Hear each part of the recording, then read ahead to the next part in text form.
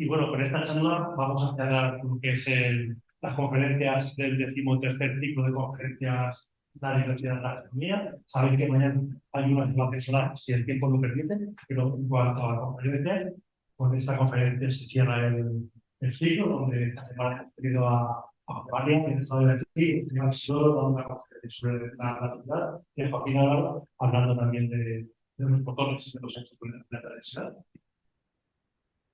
Y bueno, pues hoy llega mi turno y antes de nada, pues agradecer a la agrupación astronómica de Cuenca por volver a organizar este ciclo de conferencias. Este año, como novedad, los ponentes han sido exclusivamente de la agrupación astronómica, cosa que se agradece que los propios socios que formaban Astrocuenca quieran formar parte de este ciclo, que ya lleva, como digo, 13 ediciones.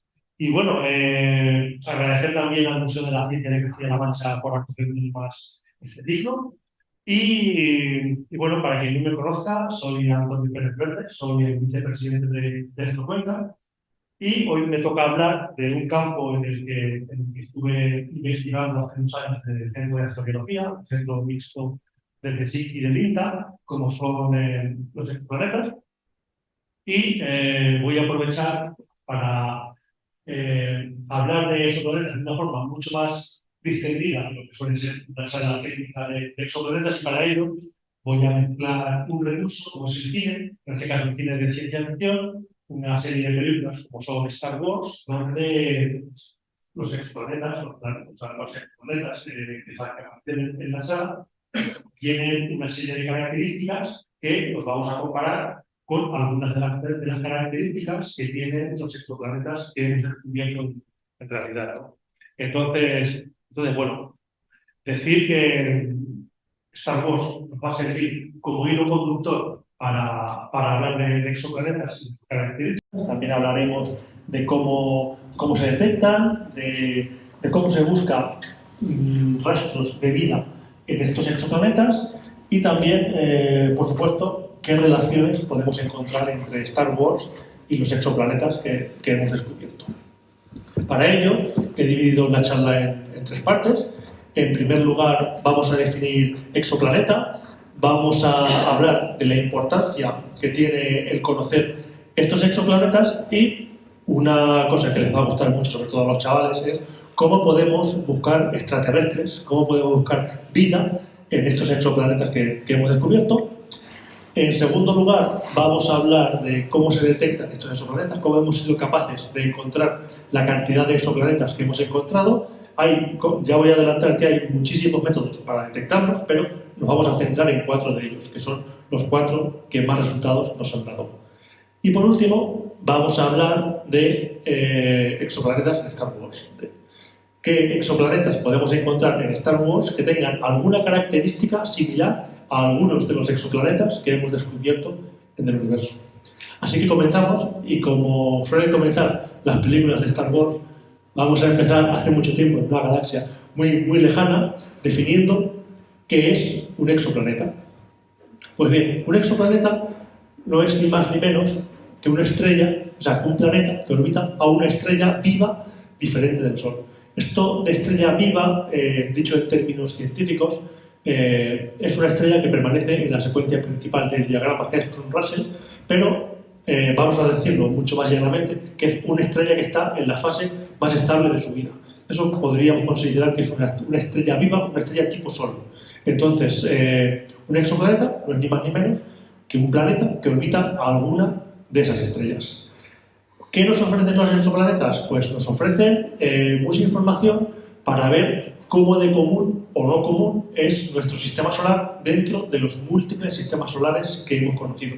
Y como curiosidad, nuestro sistema solar es algo muy atípico, no es normal, no es para nada normal, o por lo menos no hemos encontrado sistemas exoplanetarios similares al nuestro, en la medida de que los planetas gigantes gaseosos suelen estar girando muy cerca de su estrella y no muy lejos como están en nuestro caso. Encontrar planetas rocosos muy cerca de su estrella y más allá planetas gaseosos es algo muy exótico, no conocemos apenas ejemplos. Nuestro sistema solar en ese aspecto es un caso raro, pero también es raro que haya aparecido la vida. Entonces, quizá esa combinación de planeta rocoso, planeta gaseoso, y bueno, no siempre ha sido así, ha habido migraciones planetarias, los planetas del sistema solar muchas veces estaban al principio mucho más cerca, luego se fueron migrando hacia el exterior, pero hemos dado con unas condiciones favorables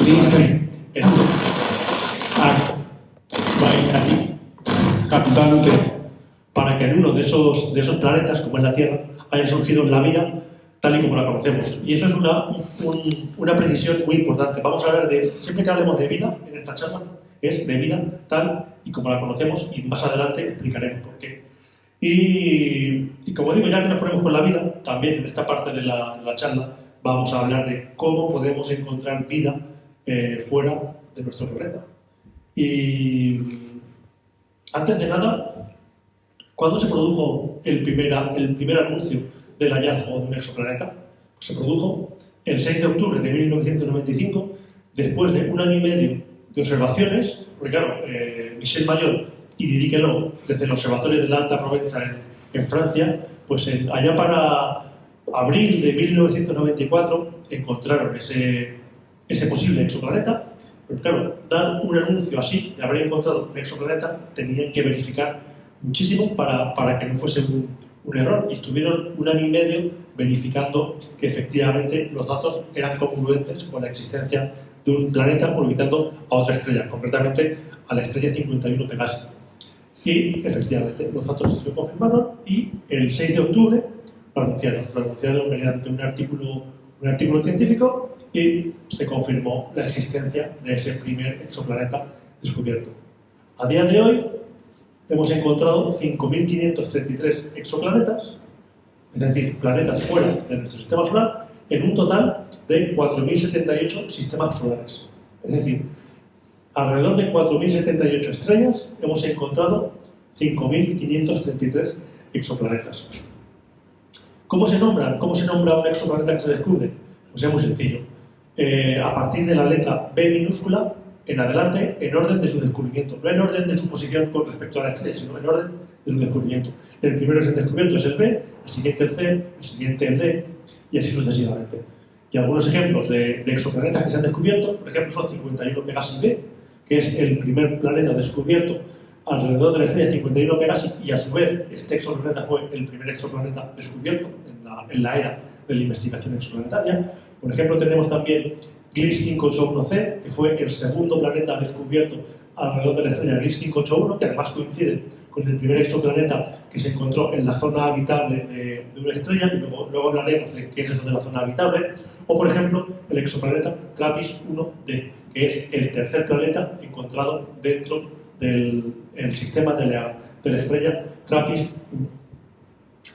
Y esto, como digo, la era de la investigación exoplanetaria comenzó en el año 1995, pero ¿quién fue la primera persona que habló de exoplanetas? Pues fue este señor, que parece un caballero Jedi, parece Obi-Wan Kenobi, ¿no? Pero no es Obi-Wan Kenobi.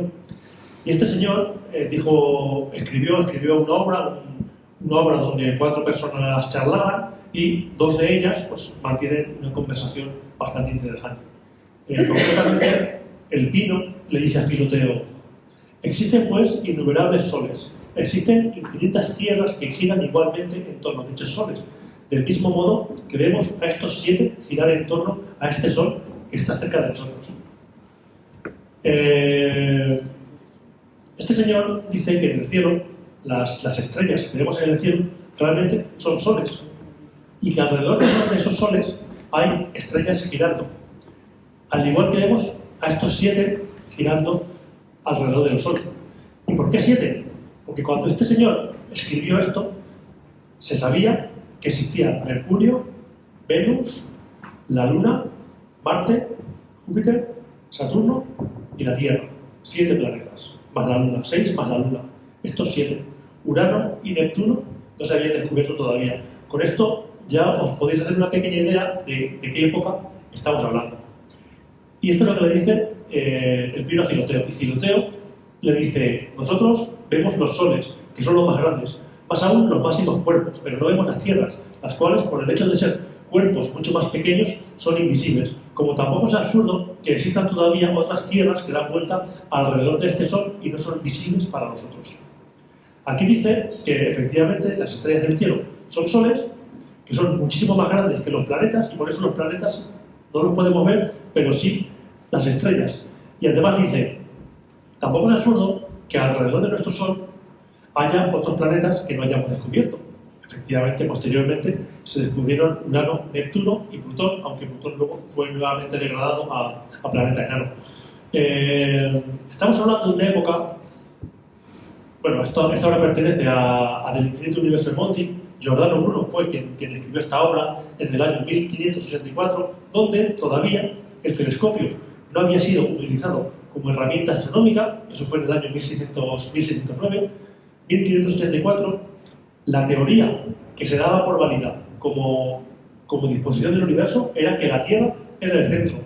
Sin embargo, Giordano Bruno, en sus textos, ya hacía ver que no, que la Tierra no era el centro era el Sol. Por eso y otros motivos, pues lo ejecutaron, murió en el año 1600, pero esta obra es la primera obra de la historia en la que se habla de exoplanetas, cuando dice que existen infinitas tierras que giran igualmente alrededor de estos soles que son las estrellas que vemos en el cielo.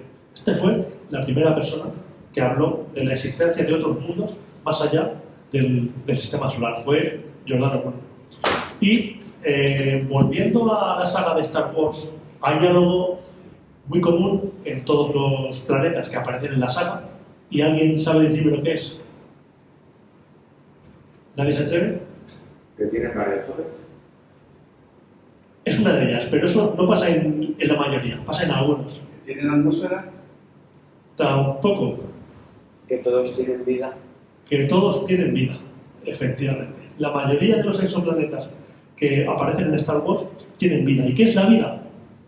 ¿Cómo podemos definir la vida? La vida, hay muchas definiciones. Tenemos la definición química, física, filosófica, pero nos vamos a quedar con la definición astrobiológica. Y según la astrobiología, la vida es un sistema aislado que interacciona con el medio que le rodea y es capaz de autorreplicarse en base a una evolución darwiniana. ¿Esto qué quiere decir? Que la vida tiene que estar encerrada en algo, ¿no? Por ejemplo, nosotros estamos encerrados en un cuerpo, la vida tiene que estar encerrada en algo, tiene que interaccionar con el medio, tiene que intercambiar información con el medio que le rodea y que además es capaz de autorreplicarse en base a una evolución darwiniana. Es decir, se tiene que adaptar al medio y una evolución que le va a permitir adaptarse cada vez mejor a los cambios que tenga ese medio. Eso es la vida. Sistema aislado que interacciona con el medio, se replica y evoluciona de manera darwiniana. ¿Qué necesitamos para obtener vida? Pues necesitamos tres cosas fundamentales. Y la primera de ellas es agua en estado líquido. La segunda de ellas es una serie de elementos químicos que consideramos fundamentales para la vida, que son el carbono, el hidrógeno, el oxígeno, el nitrógeno, el fósforo y el azufre.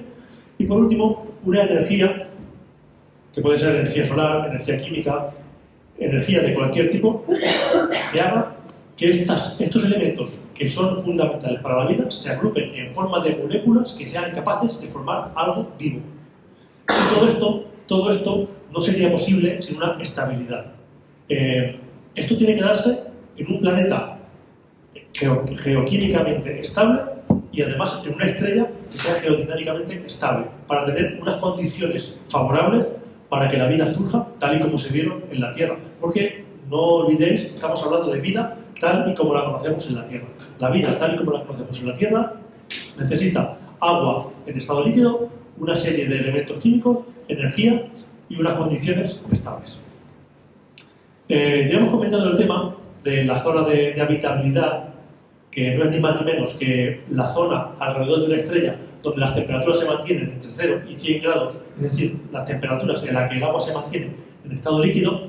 Aquí, como veis, tenemos a Mercurio en la zona cálida, es decir, fuera de la zona de habitabilidad, Venus y Marte, que marcarían los límites de esa zona de habitabilidad, la Tierra en el centro, con lo cual nos hace ver que es una definición antropocéntrica, es decir, una definición basada en el propio ser humano, y ya los siguientes planetas del sistema solar estarían fuera de esa zona de habitabilidad, la zona más fría de la estrella. Por ejemplo, el sistema TRAPPIST-1, del que ya hemos hecho mención, veis que esto está ampliado 25 veces.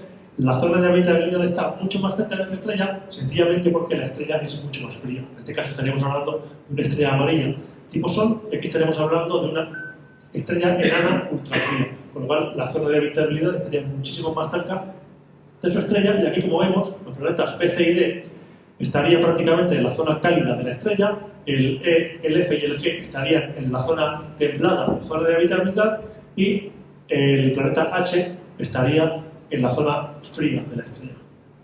Pero a mí la zona de habitabilidad no es un concepto que me guste demasiado a la hora de hablar de capacidad de vida de un planeta. ¿Por qué? Porque imaginad, por ejemplo, que la Tierra está situada en su sitio, pero tiene la misma atmósfera que Marte, es decir, apenas tiene atmósfera. Por mucha zona de habitabilidad y que la Tierra esté en el centro de esa zona de habitabilidad, si no tenemos atmósfera, no vamos a poder tener una presión atmosférica suficiente como para que el agua se mantenga en estado líquido en superficie. Y por el contrario, si tuviésemos la atmósfera que tiene Venus, las temperaturas serían abrasadoras, con lo cual el agua en estado líquido sería también inviable. Así que más que zona de habitabilidad, a mí me gusta hablar de parámetros de habitabilidad. Y voy a poner un ejemplo. Ese ejemplo lo podemos encontrar en el satélite de Júpiter, Europa. Europa está muy fuera de la zona de habitabilidad, de la zona fría del sistema solar, muy frío, y está cubierto con una corteza de hielo. Pues bien, esa corteza de hielo, bajo ella, hay agua en estado líquido. ¿Por qué? Porque esa atmósfera en forma de capa de hielo hace que la presión y la energía de marea que proporciona el planeta Júpiter, parte de la corteza de hielo se licúe y forme un océano interno dentro de la capa de hielo. Con lo cual estaríamos hablando de una región que está muy lejos de la zona de habitabilidad, pero tiene parámetros de habitabilidad porque tiene agua en estado líquido, tiene, según se está estudiando, bastantes de los elementos químicos que son necesarios para la vida en la Tierra, y tiene además una energía, en forma de energía de marea por parte de Júpiter, que proporciona esa energía necesaria para que se forme vida. Y con esto no estoy diciendo que en Europa haya vida, sino que reúne las condiciones para que en Europa podamos buscar vida, a ver si la encontramos, vida tal y como la conocemos, porque las condiciones que sabemos que en la Tierra se necesitan para que se cree vida, aquí se podrían llegar a dar. Y ahora bien, ¿cómo podemos encontrar vida fuera de la Tierra? Tenemos los elementos que se llaman biomarcadores, que son elementos que la vida genera por el hecho de ser vida. Son unos procesos bioquímicos que se generan a partir de la vida. Fuera de la Tierra no hemos encontrado ningún biomarcador, ningún elemento químico que sea únicamente generado por la vida, pero sí que hemos encontrado pseudobiomarcadores, que son productos que se pueden generar de manera bioquímica por la vida o de manera geoquímica en procesos geológicos. Entonces, vamos a hablar de cómo podemos buscar vida fuera de la Tierra. Y os voy a pedir un ejercicio de imaginación. Imaginad que solamente conocemos un alimento, como es una manzana roja. Imaginad manzanas rojas para desayunar, manzanas rojas para comer, manzanas rojas para cenar, siempre manzanas rojas. Y una vez, pues nos encontramos en el campo con una manzana verde. La vemos y decimos, bueno, no es lo que yo como, pero se parece mucho. La abren a la mitad y se dan cuenta de que por dentro es exactamente igual. ¿Es un alimento? Pues voy a probarlo. Efectivamente es un alimento. A pesar de que se parece mucho a lo que yo tengo, pero no es igual, sí que sé que es un alimento porque encontramos ciertas similitudes. Pero ahora imaginad que van por el campo y se encuentran una cazuela de migas. ¿Existe alguna similitud entre una manzana roja, una manzana verde y una cazuela de migas? Realmente no hay ninguna similitud. Para la gente que encontrase esto, no sería un alimento. Nosotros sabemos que es un alimento, pero ellos no, por lo cual esto lo ignorarían como alimento. Y con la vida pasa lo mismo. Solamente conocemos una forma de vida, que es la vida en la Tierra, que se forma, como hemos dicho, una serie de elementos químicos, energía y agua líquida. No sabríamos buscar vida que no estuviese basada en esos tres principios porque no la sabríamos detectar. Como al igual que esos seres no sabrían detectar un plato de migas como un alimento.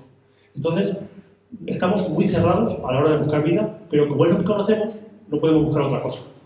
Y ese es el mayor inconveniente que tenemos a la hora de buscar vida. ¿Y cómo se buscan esos biomarcadores que decimos que son elementos generados bioquímicamente? Pues se buscan por espectroscopía. Sabemos que que cuando analizamos un espectro hay ciertas bandas oscuras que nos indican a qué elemento químico o a qué compuesto equivalen esas franjas oscuras. Y podemos encontrar varias. Por ejemplo, en muchos planetas, Marte incluido, varios exoplanetas, hemos encontrado metano, CH4. Hemos encontrado metano, que es una molécula que en la vida se genera en un 90 y tantos % por la vida. Y el resto se genera en procesos geoquímicos como puede ser el vulcanismo. ¿Qué ocurre, por ejemplo, si encontrásemos clorofila? Si encontrásemos clorofila en un exoplaneta, diríamos inequívocamente que hay vida tal y como la conocemos, porque no conocemos ningún proceso geoquímico que sea capaz de generar clorofila. Únicamente se generan a nivel biológico. ¿Qué ocurre? Que no hemos encontrado clorofila en un exoplaneta, aparte de que es una molécula muy compleja, no la hemos encontrado todavía.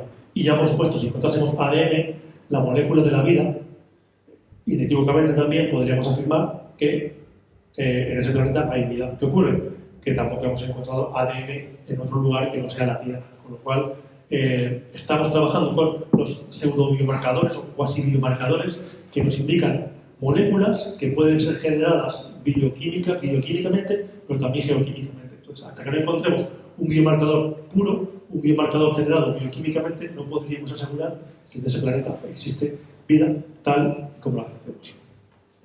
Hecha esta pequeña introducción, vamos a hablar de cómo hemos llegado a detectar los exoplanetas que conocemos. Para ello, vamos a hablar de los diferentes métodos de detección de exoplanetas. Como os he dicho, había muchos métodos para detectar exoplanetas, hay muchos métodos para detectarlos, pero vamos a hablar de los 4 que más resultados están dando, como son el tránsito, las velocidades radiales, la astrometría y la detección visual directa. El método de tránsito es un método muy sencillo. Tenemos una estrella y cuando algo pasa por delante de ella, la luz que recibimos de la estrella disminuye y cuando ese objeto sale, vuelve a su luminosidad original. Pues bien, sabiendo que este evento se repite periódicamente, por ejemplo, cada 3 días ocurre esto, pues sabemos que cada 3 días pasa un planeta u objeto planetario por delante de esta estrella. Antes os he dicho que por espectroscopía podríamos identificar diferentes elementos químicos alrededor de un planeta. ¿Cómo lo podemos ver? ¿Cómo lo podemos saber? Pues bien, imaginad que calculamos el espectro de una estrella cuando no hay nada pasando por delante de ella. Y cuando hay un objeto pasando por delante de ella, volvemos a aplicar espectroscopía. Entonces, la luz de la estrella se filtra por la luz de la atmósfera del planeta en el caso de que la haya. Entonces tenemos espectro de la estrella, espectro de la atmósfera del planeta, y si a eso, espectro de la estrella más espectro de la atmósfera del planeta, le restamos el espectro de la estrella, nos quedaríamos únicamente con el espectro de la atmósfera del planeta. Y con el espectro de la atmósfera del planeta ya podríamos ver qué elementos químicos lo componen y ver si hay biomarcadores. De esta forma es como se pueden encontrar estos biomarcadores.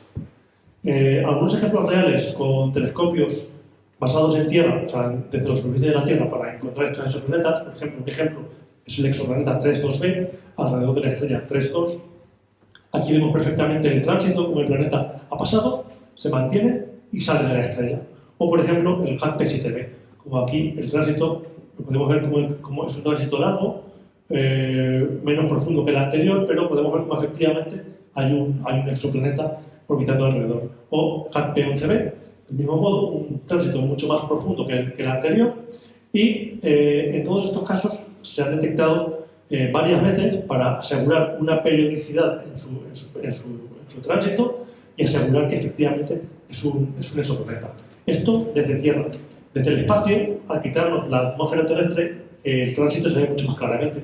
Como aquí podemos ver con el telescopio espacial Kepler, el exoplaneta Kepler 4b, se puede ver perfectamente el tránsito del exoplaneta, o el exoplaneta Kepler 1661b, donde el tránsito también se puede ver de una manera muy clara. Esta infografía la hizo la revista Nature para hablar del sistema de planetas alrededor de la estrella enana ultrafría TRAPPIST-1. Aquí se puede ver los 2 planetas más cercanos a la estrella, que estarían muy calientes, echando humo.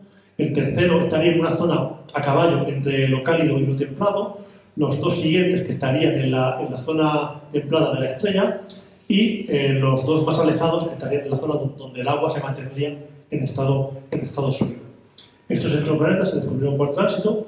Aquí podemos ver los 7 tránsitos que corresponden a esos exoplanetas. Vemos que son exoplanetas que más o menos tienen un mismo tamaño.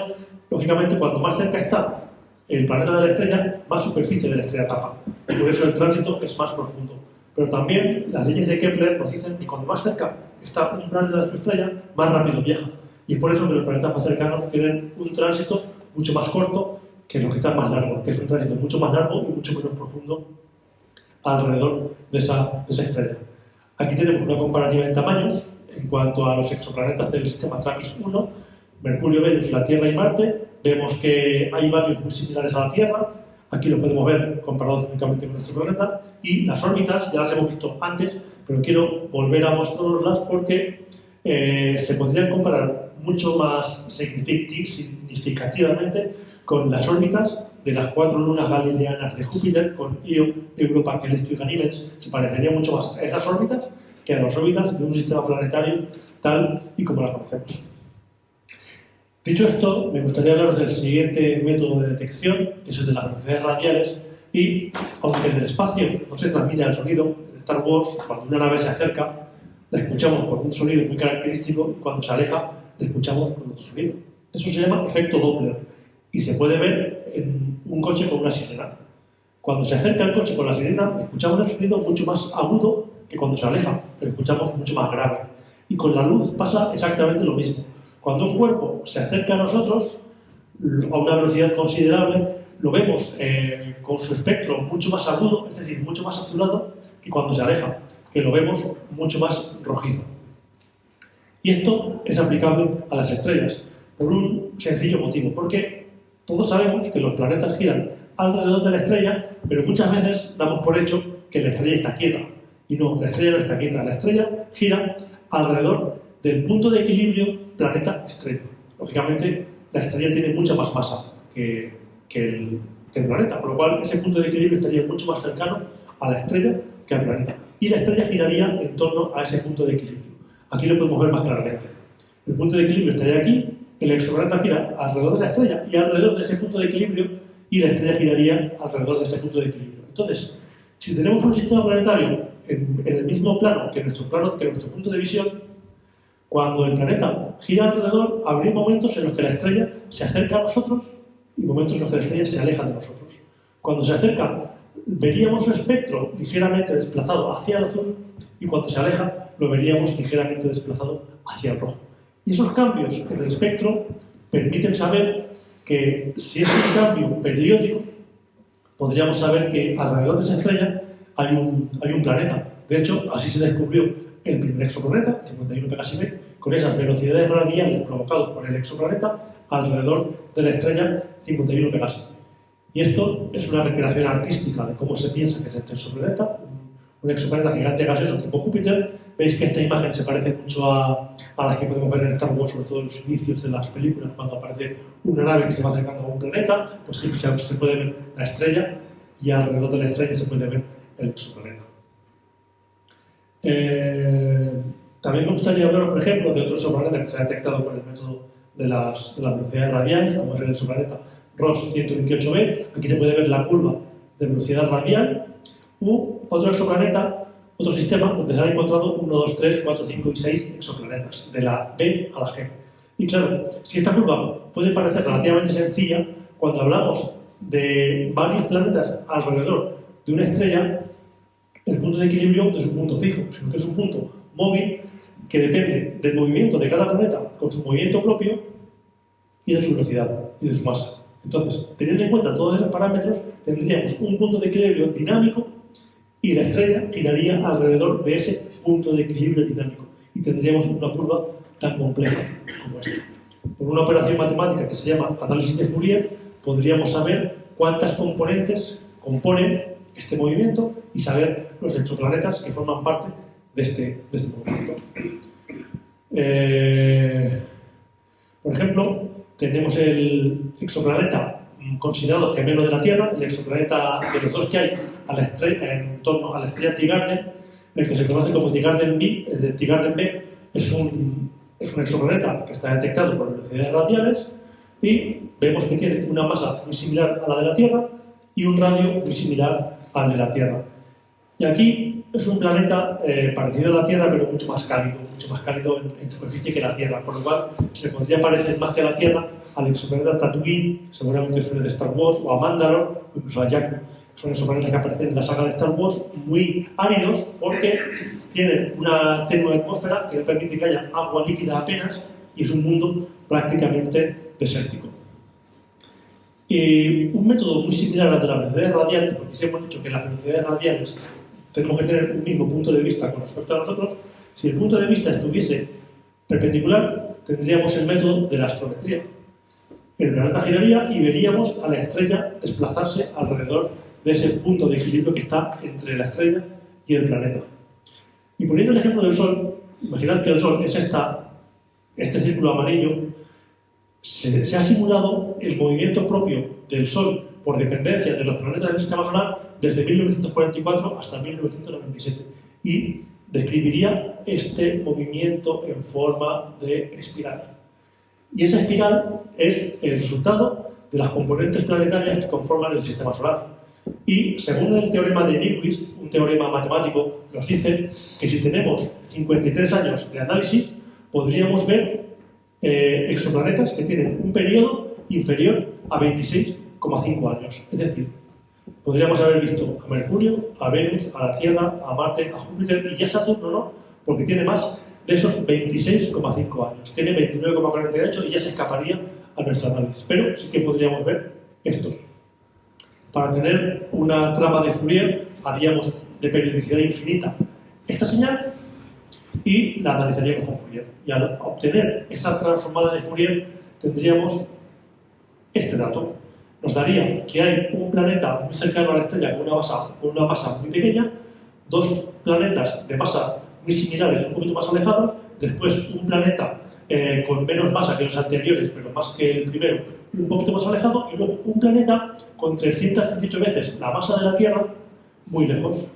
¿Qué ocurre? Que este movimiento que hemos visto del Sol está básicamente generado por Júpiter, porque es el planeta más masivo del sistema solar y ejerce una gran influencia gravitatoria sobre el Sol. Lógicamente, Fourier nos ha dicho que estos planetas también tienen influencia. De hecho, si no tuviesen influencia, no habrían salido en el resultado. Pero somos capaces de ver el movimiento de astrometría que proporcionarían estos planetas alrededor del Sol. Por ejemplo, este exoplaneta, Gliese 876b, se descubrió por este método, por el método de la astrometría. Y esta curva es la curva que hemos visto de convolución del Sol, pero aplicada en un gráfico lineal. Sería esta curva muy sencilla porque se trata únicamente de un exoplaneta. Y el último método es el método de la detección visual directa, que es más ni menos que hacemos una captura de una estrella y vemos que un cuerpo va desplazándose en relativas tomas. Por lo cual tendríamos un cuerpo que orbita esta estrella. Concretamente, esta imagen se tomó con el Very Large Telescope en Chile y está captada en el infrarrojo. Tenemos una masa que es 25 veces la del planeta Júpiter y una temperatura que son 1700 Kelvin, una temperatura abrasadora. ¿Qué ocurre? Que estamos hablando de un gigante gaseoso y si lo queremos llevar a una comparativa del mundo de Star Wars, lo tendríamos que llevar a Yavin. No sé si en la primera saga de Star Wars, en la saga más clásica, os acordáis de la luna Yavin 4, pues Yavin 4 es un satélite del exoplaneta Yavin. Yavin es un exoplaneta gigante gaseoso y Yavin 4 sería la cuarta de sus lunas. Y ya por último, llegamos a la parte seguramente más interesante o más relacionada con el cine que vamos a tener, que es la de comparaciones reales de los exoplanetas del universo Star Wars con exoplanetas que realmente conocemos. Star Wars, como todos sabéis, pues son una serie de películas donde siempre se pone de manifiesto la lucha del bien contra el mal, ¿no? Toma diferentes nombres en cada película, en cada saga, pero no deja de ser una lucha del bien contra el mal. Star Wars nos ha dejado frases míticas, como todos sabéis, la frase de "Yo soy tu padre", por ejemplo, una frase mítica del universo Star Wars, o "hazlo o no lo hagas pero no lo intentes", sale varias veces en la saga, o "que la fuerza te acompañe", que sale en todas las películas de la saga. Entonces, algo que caracteriza a las películas de Star Wars, como decíamos al principio, aparte de estas frases, es la presencia de planetas y de lunas. Entonces, ¿sabéis de qué planeta se trata?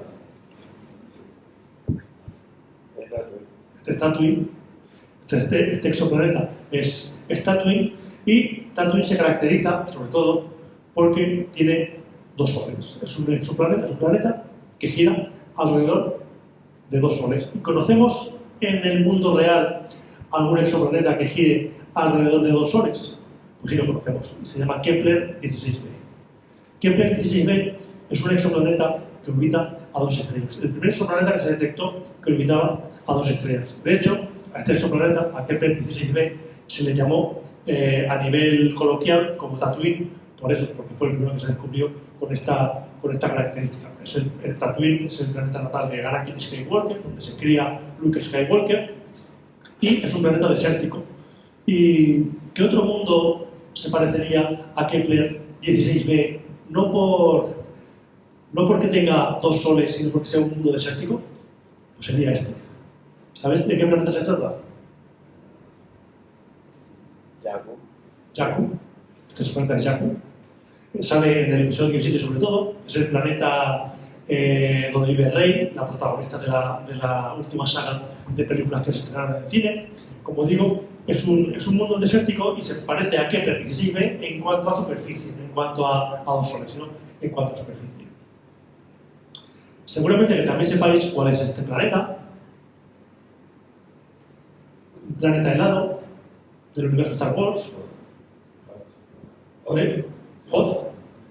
Este es el exoplaneta Hoth. El Imperio Contraataca es donde comienza, donde se resguarda la Alianza Rebelde, ¿no? Y tiene una similitud con este otro exoplaneta, con Gliese 436b. ¿Qué pasa en Gliese 436b?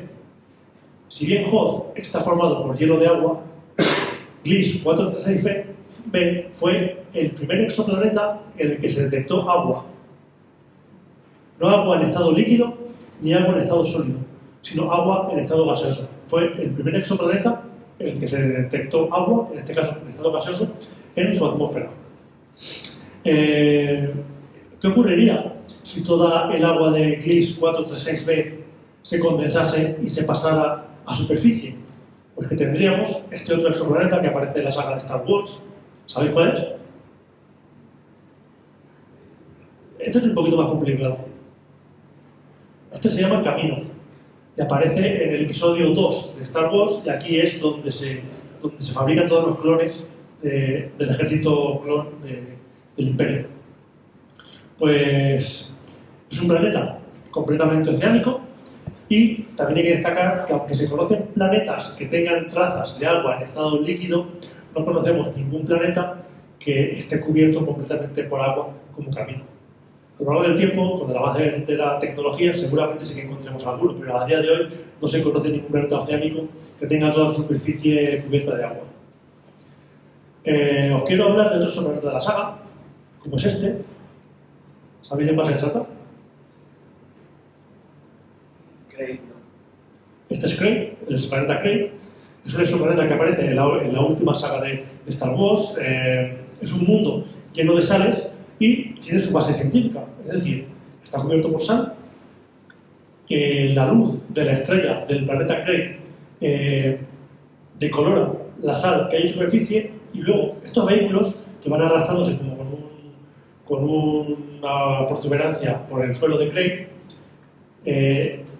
rasgan la superficie y sale a relucir las sales que hay debajo, las que no han sido todavía decoloradas por acción de la estrella que alumbra este planeta. Tenemos un mundo, ya no hablamos de exoplanetas, sino que hablamos de una luna de nuestro sistema solar, que ocurre algo parecido. Europa, de la que ya hemos hablado en el sistema de Júpiter, tiene estas rayas anaranjadas que no son otra cosa que las sales que emergen del océano interno de este satélite, depositándose a lo largo de las fallas que se producen y mostrando ese color anaranjado que indica que se trata de sales de magnesio. Pues en Europa ocurre algo parecido a lo que sucede en el exoplaneta Craig del universo Star Wars. Este seguramente que también lo conozcáis, este mundo boscoso. ¿Sabéis cuál es? Este es Endor. el exoplaneta boscoso hogar de los Ewoks, es un planeta forestal, y este otro mundo también es un exoplaneta boscoso del universo Star Wars, oceánico también porque tiene océanos, pero, no sé si ya viste cómo se llama, este es un poco más raro el nombre. Este no lo sabe nadie. Este se llama Acto, es el planeta en el que se refugia Luke Skywalker en su retiro en la última saga estrenada en cines. Es un planeta, como digo, verdoso, oceánico, y Endor y Acto, ¿a qué planeta nos recuerdan? Nos recuerdan a la Tierra. Lógicamente, no os he puesto ninguna comparativa de Endor ni de Acto porque no conocemos ningún planeta donde haya vegetal y donde haya unas grandes cantidades de agua. El único mundo en el que sabemos que pasa eso es en la Tierra. No conocemos vida fuera de la Tierra y eso no quiere decir que no la haya. A efectos de datos, estamos solos en el universo, pero como digo, eso no quiere decir que no haya vida en otros lugares del universo. Hay que encontrarla.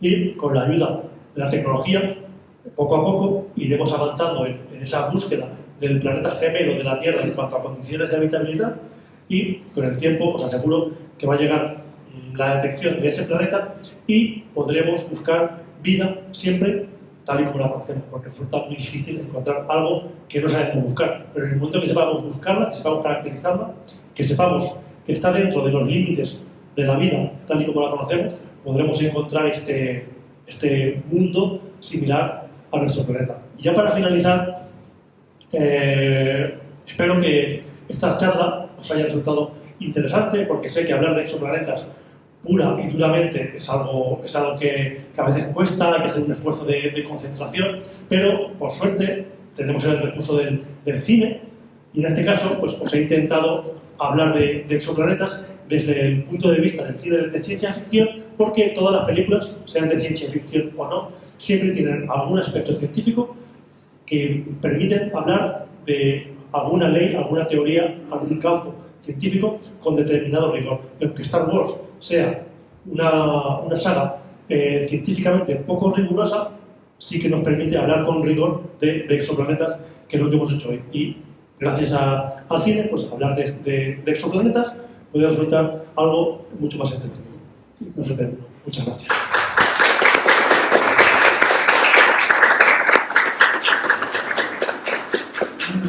Y si ahora tienes alguna pregunta que os pueda resolver, pues...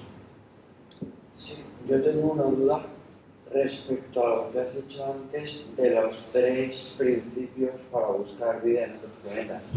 ¿No puede ser que haya vida que siga esos principios, pero no como nosotros, por ejemplo, que requiera ciertos elementos para que haya esa vida, pero no los elementos pero no los mismos elementos que requerimos nosotros, como son el carbono, el oxígeno, el azufre, etc.?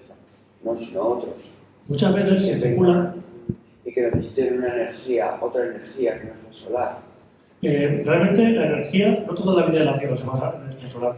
Por ejemplo, bajo las aguas de Río Tinto hay microorganismos que no les da el sol nunca, y se aprovechan de la energía química que se produce al romper el enlace del ion hierro, lo convierte de férrico a ferroso, y esa ruptura del ion libera una energía. Y esos microorganismos se alimentan de la energía liberada por la ruptura de ese enlace. Es decir, no tiene por qué ser energía solar. Hay energía química que también favorece esa sustentación de la vida.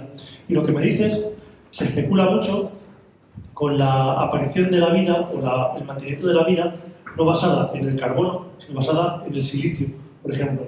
Pero claro, como no conocemos cómo sería la vida basada en el silicio, no la conocemos y no sabríamos buscarla. ¿Que haya vida que se base en el silicio? Podría ser, perfectamente. Pero no sabemos cómo buscarla. Y como no sabemos cómo buscarla, si la hemos encontrado, no la hemos sabido identificar. Pero sí que es posible, de hecho es la premisa que os he dicho al principio, que vamos a hablar únicamente de vida tal y como la conocemos, porque es lo que sabemos buscar y lo que hemos caracterizado. Pero si nos remitimos a posibles formas de vida, que a lo mejor no son formas de vida sólida, pueden ser formas de vida gaseosa, formas de vida líquida, no las sabríamos identificar porque no se parecen en nada a lo que conocemos. Pero como bien dices, podría estar basada en estos elementos químicos, pero hasta que no sepamos caracterizarlos e identificarlos, no podríamos buscarlos. Y... No, te siga él, ya que está con la palabra. Dime.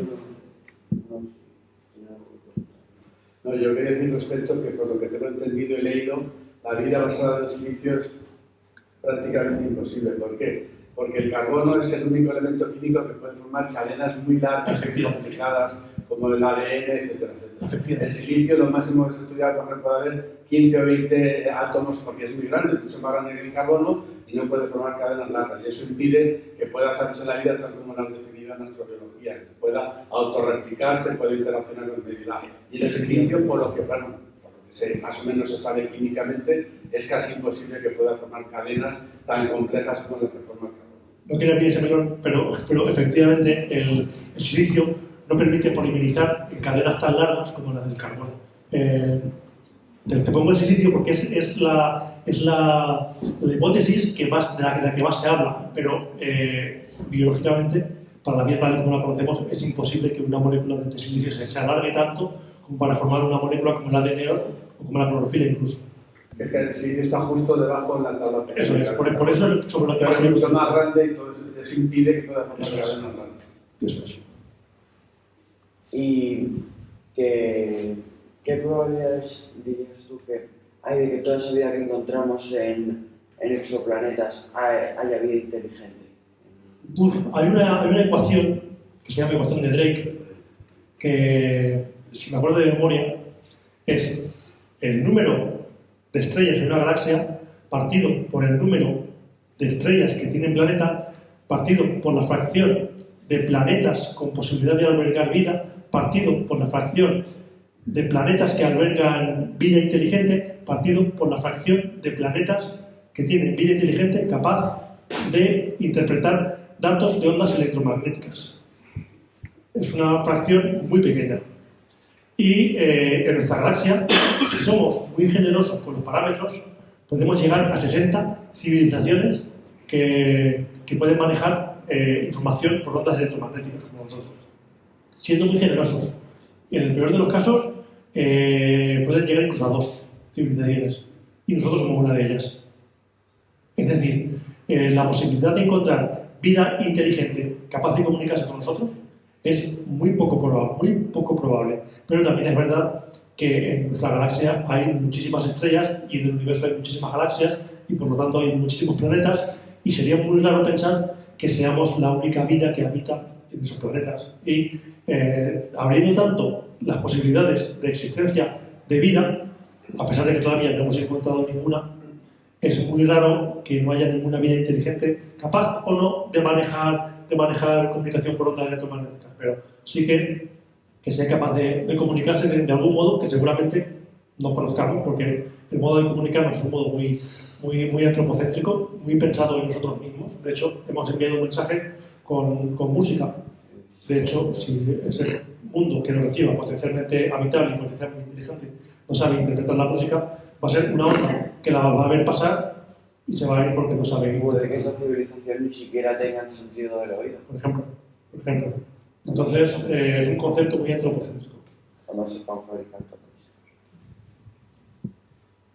No, para acabar este tema, yo creo que es probable, aunque una probabilidad muy pequeña, de que pueda haber vida inteligente, pero de haberla, ya digo en nuestra galaxia, no digo en otra galaxia, de haberla estará tan lejos de nosotros que la comunicación electromagnética será prácticamente imposible. Imagínate, está a 100 años luz de distancia. Si tú mandas un mensaje, si ellos son capaces de recibirlo y te contestan, han pasado 200 años de que tú mandaste el mensaje hasta que ellos reciben la respuesta, 200 años. La comunicación es prácticamente imposible, ¿verdad? Efectivamente. Y hay otro parámetro que se me ha olvidado con el comentario de Drake, cuando hablamos de la fracción de civilizaciones que saben comunicarse por ondas electromagnéticas. Hay que también tener en cuenta el tiempo de vida de esa civilización, porque nosotros llevamos comunicándonos con ondas electromagnéticas desde ayer, prácticamente, o sea, 100 años.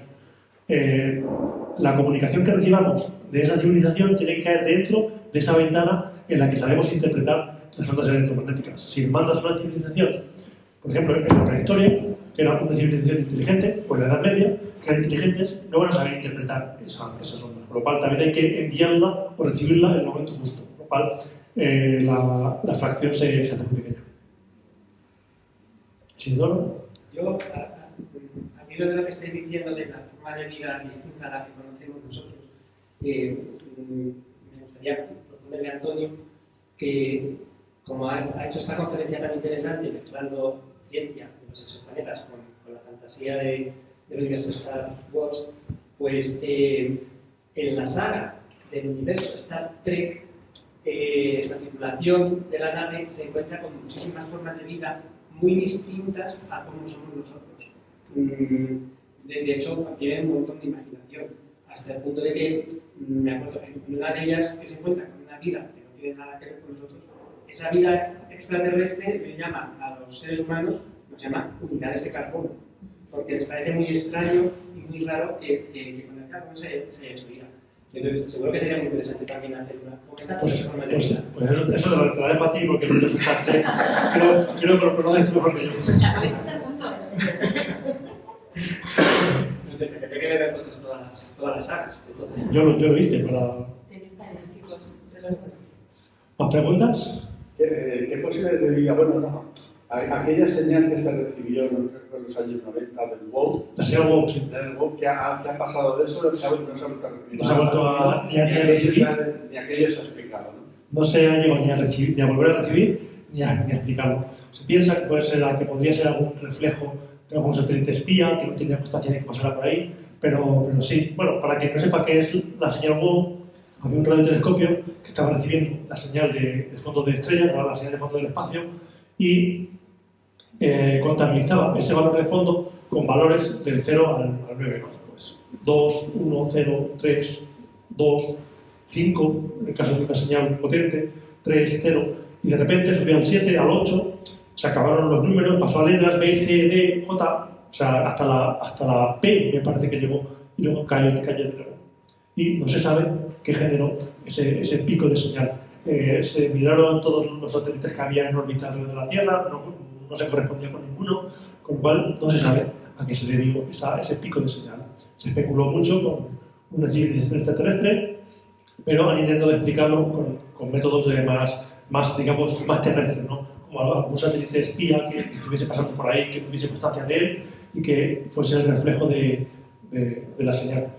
Pero, como digo, no se sabe qué ha pasado con la señal WOW, es una señal que permanece ahí en el misterio y Fue repetición y no se encontró nada. con eso, pues para que se piense que es una señal extraterrestre, es fácil que tendría que ser repetitiva. En la ciencia, para dar por válido, tiene que ser algo repetitivo, en este caso no lo era y se quedó en especulación. Y se llama señal WOW porque la persona que la leyó, viendo las lecturas del radiotelescopio, la señaló con un boli rojo y puso el dedo WOW, y pues se llama señal WOW.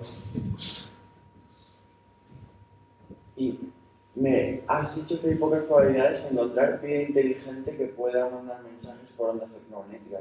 ¿Qué me dirías de vida inteligente muy básica como animales? Pues, hay que decir, como animales... Por ejemplo. Sí, pero con inteligencia muy básica, más instintiva que otra cosa. Pues ahí tendríamos que echar mano de los biomarcadores para encontrar rastros de esa vida que ha dejado en el planeta. Por ejemplo, si encontrásemos... Claro, el metano es un buen ejemplo, pero el metano en otros exoplanetas se produce de manera geoquímica. Pero, por ejemplo, si encontrásemos queratina, si encontrásemos clorofila, si encontrásemos ADN, si encontrásemos cualquier vitamina, rastro de cualquier vitamina, serían productos que se generan únicamente de manera bioquímica y sí que podríamos saber que hay vida, pero no sería, digamos, una búsqueda directa de que algo nos ha llegado, sino que tendríamos que buscar nosotros esos rastros de consecuencias de la evolución bioquímica de la especie. Es decir, sería lo que estamos haciendo ahora, intentar buscar en las atmósferas de un exoplaneta, intentar encontrar esos biomarcadores que nos hiciesen indicar que hay vida en ese mundo. Y ya te digo que a día de hoy no hemos encontrado vida, ni vida inteligente ni vida inteligente. El único lugar que hemos encontrado vida es en nuestro planeta y fuera de ahí hemos buscado, no hemos encontrado nada. Si me dices dónde podríamos encontrar esa vida básica no inteligente, yo tiraría del sistema solar sobre todo de la luna de Saturno en Célado, que le ocurre algo muy parecido a Europa, es una corteza de hielo con un océano líquido interno. De hecho, en Encélado tiene más potencial habitable que Europa. Y también Marte, el subsuelo de Marte, donde también podría albergar masas de agua en estado líquido. Se dan las temperaturas adecuadas, energía química, estabilidad, se dan todas las condiciones para que haya vida. Pero no basta con decirlo, hay que encontrarlo. Yo creo que esa vida solo sería a nivel microscópico. Sí, sí, a nivel microscópico. Ni siquiera como una lombriz o un No, insecto. no, sería... Si encontramos será vida microscópica. Será vida... Bacterias, algas... Efectivamente, vida unicelular. Griselda sería Podría evolucionar, igual que hemos evolucionado nosotros de células más pequeñas, Sí. al bajar el mar, que se y tal, y salir evolucionando. Yo creo que podrían también evolucionar. Yo por lo menos pienso... Pero si hubiesen evolucionado, hubiesen dejado rastros más evidentes de presencia de esa evolución. Serían organismos muy similares a lo que se conoce como LUCA. LUCA es el origen de la vida en la Tierra, el primer organismo, el Last Universal Common Ancestor, ancestro común universal último, o sea, es decir, el primer ser vivo de la Tierra a partir del cual evolucionaron todos y hoy estamos aquí nosotros. Pues serían seres muy similares a LUCA porque no hemos encontrado indicios de que haya vida más compleja ahí. Entonces, es decir, tendríamos que encontrar algo muy evidente para asegurar que había vida. En esa primera etapa, en esa primerísima etapa. Sí, que no dejarían de ser... De hecho, la vida en la Tierra ha estado mucho más tiempo a nivel unicelular o muy básico que lo que llevamos de nivel multicelular. Es decir, para que haya una vida compleja, tiene que pasar muchísimos millones de años. ¿Más preguntas? Bueno, pues más preguntas, muchas gracias de nuevo.